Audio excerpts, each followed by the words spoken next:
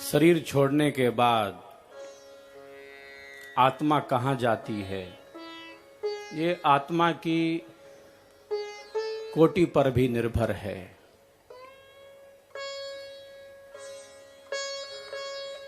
जो जानता है शरीर छोड़ने की कला, जो जानता है शरीर छोड़ने की कला, वह तो अपने मार्ग से निकल जाता है, अपने मंडल में पहुंच जाता है, अपने दिव्य लोक में स्थित हो जाता है। आत्मा की कोटि के हिसाब से ये भ्रमण काम चल रहा है साहब।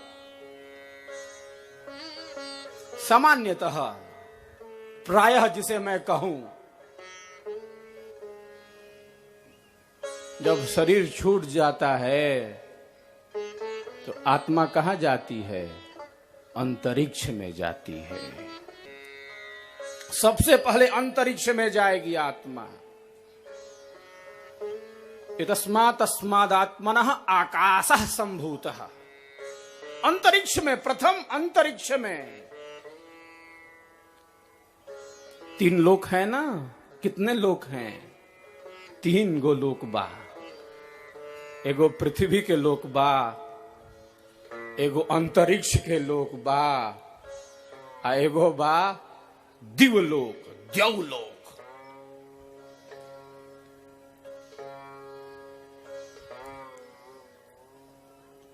तीन लोक है।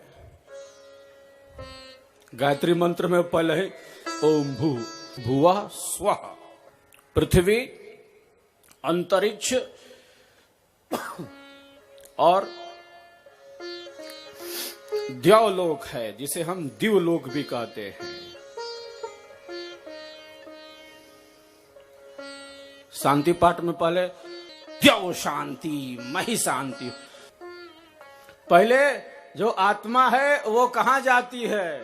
अंतरिक्ष में जाती है।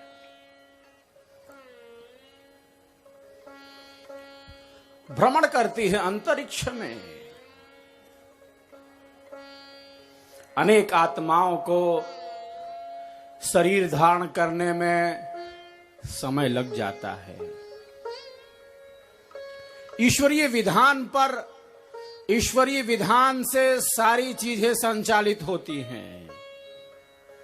अंतरिक्ष से फिर वह आत्मा मां के गर्भ तक आ जाती है, लेकिन शरीर छोड़ने के पश्चात उसका जो स्थान है वह क्या है? वह अंतरिक्ष ही है।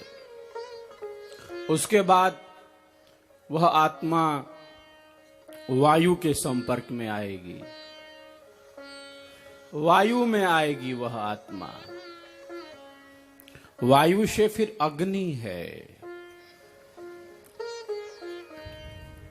अग्नि से फिर जल है, आप है, और जल से क्या है? जल से पृथ्वी है, पृथ्वी से औषधि है, औषधि से क्या है? अन्न है। अन्न में आ गई। कहां से चली थी? कहां से चली थी? ये छोड़ के गई थी अंतरिक्ष में।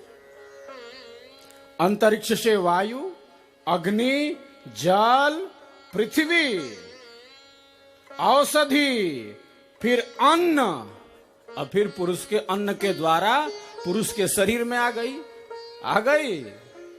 अब मां के गर्भ में पहुंच गई। बंद कोठरी में बंद हो गई। कोठरी में बंद हो गई ये आत्मा। आकाशः संभूतः, आकाशात् वायो, वायोरग्नि, अग्निरापः, दभ्यः पृथिवी, पृथिव्याम औषधिभ्यो अन्नम, अन्नात् पुरुषः, स वा एष पुरुषो अन्न रसमयः।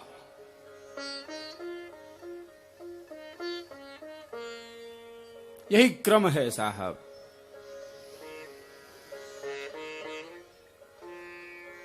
अब कितने समय तक रहेगी ये सारा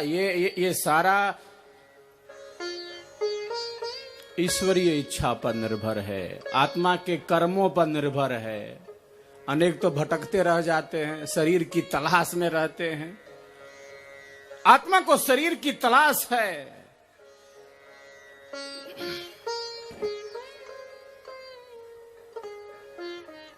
आत्मा को शरीर की तलाश है साहब। जिनको अपने कर्मों का फल भोगना है। आत्मा का अर्थ ही है अतत निरंतरम कर्म फलानि प्राप्नोति वा स आत्मा, जो निरंतर कर्म फलों को प्राप्त करने की इच्छा से पूर्ण है।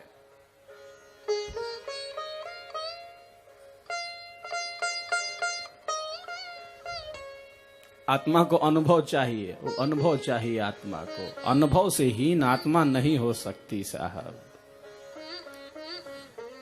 अब शरीर में है तो सब अनुभव शरीर का, संसार का, इन पदार्थों का, इन परिस्थितियों का, ये सुख का, दुख का, ये अनुभव, ये हर्ष और शोक का अनुभव आत्मा कर रही है। प्रकृति में है ये आत्मा। आत्मा के सामने दो पदार्थ हैं, एक प्रकृति है और दूसरा क्या है? ब्रह्म है।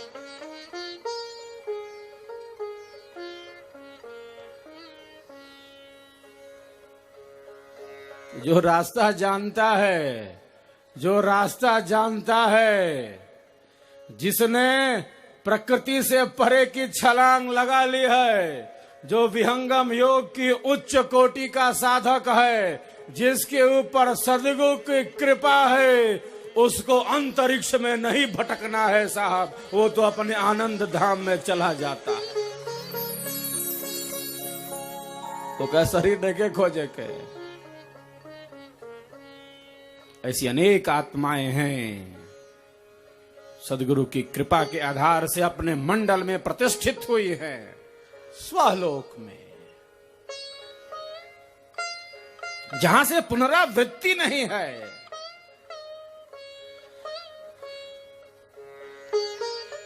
इसमें भी दो बातें हैं।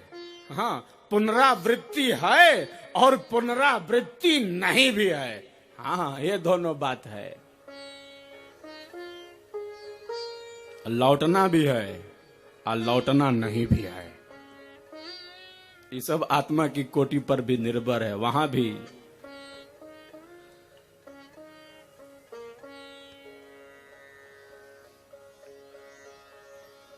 कहा जाता है ना कि मुक्ति से आवृत्ति है, मुक्ति से आवृत्ति है। जिसका बंधन है उसी का मोक्ष है, और जिसका मोक्ष है उसी का बंधन है।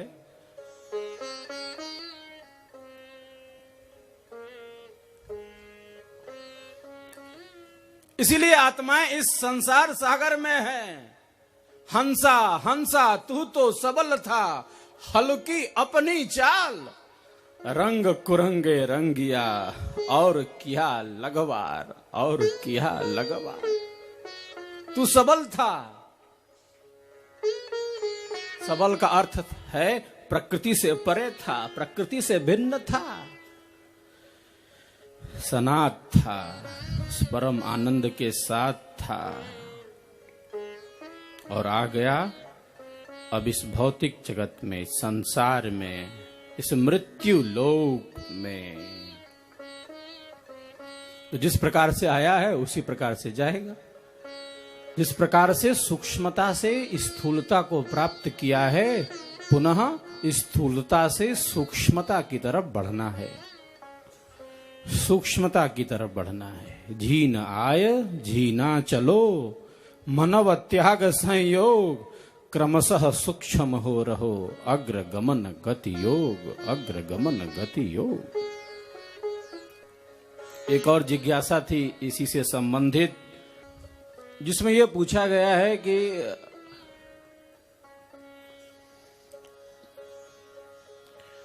हम विहंगम योग से जुड़ गए हैं, हम साधना का अभ्यास कर रहे हैं,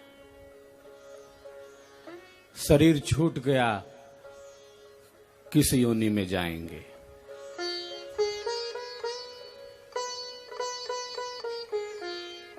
किस योनि में जाएंगे, अगला जन्म और जो जीवन है वो किसका मिलेगा।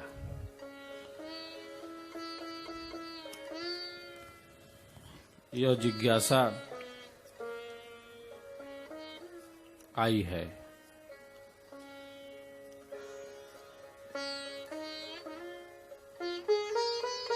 इस जिज्ञासा का समाधान तो प्रायः होता रहा है मंचों से। जिस महान सत्ता की पावन पुण्यतिथि हम मना रहे हैं, उस सत्ता ने क्या लिखा है, क्या कहा है, बारंबार क्या कहा है।